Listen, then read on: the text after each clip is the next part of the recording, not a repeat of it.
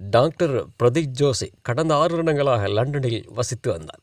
தனது மனைவிக்கும் இந்தியாவில் தங்கியிருந்த 3 இளங்குழந்தைகளுக்கும் வெளிநாட்டில் சிறந்த எதிர்காலத்தை உருவாக்க வேண்டும் என்று அவர் நீண்ட காலமாக கனவு கண்டார்.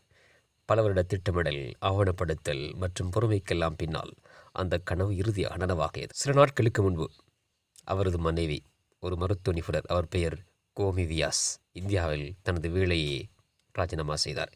எதிர்காலத்தை எதிர்பார்த்து விடைபெற்றனர். அன்றைய நாள் காலை எதிர்பார்ப்பு, உற்சாகம் மற்றும் திட்டங்கள் நிறைந்த அவர்கள் 5 பேரும் ஏர் இந்தியா 171 என்ற விமானத்தில் லண்டன் பயணிப்பதற்காக எண்ணினார்கள். செல்ஃபி எல்லாம் எடுத்து உறவினர்களோடு பரிமாறியதன் பின்னால் புதியொரு வாழ்க்கைக்கான தொடக்கம் இதுதான் என்ற அடிப்படைதான் அவர்களுடைய அந்த உற்சாகத்தின் காரண கருத்தாவாக இருந்தது. ஒரு சில நிமிடங்கள் மாத்திரமே அந்த உற்சாகமும் மகிழ்ச்சியும் மழலைகளின் முகத்தில் உள்ள சிறப்புகளும். அவர்கள் யாரும் உயிர் பிழைக்கவில்லை. சில நொடிகளில் வாழ்நாள் கனவுகள் சாம்பலாக மாறியது. இது நினைவூட்டல் மட்டும்தான். வாழ்க்கை அது நிரந்தரமற்றது.